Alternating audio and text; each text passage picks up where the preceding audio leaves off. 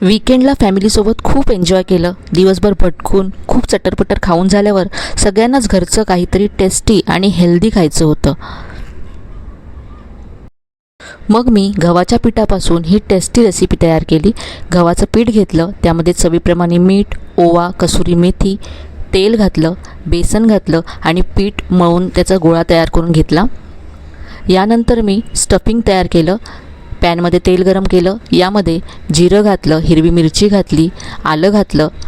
सगळं परतून घेतल्यानंतर यामध्ये क्रश केलेले स्वीटकॉर्न घातले. याबरोबरच शिमला मिरची घातली.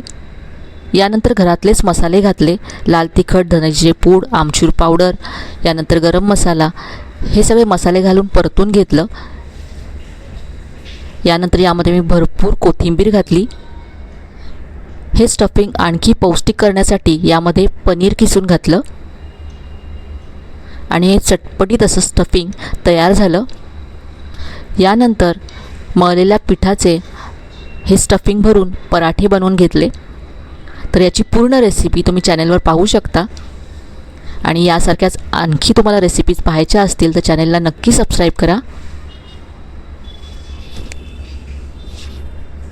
तर असा मस्त पौष्टिक आणि टेस्टी पराठा ट्रायंगल शेपमध्ये मी तयार करून घेतला.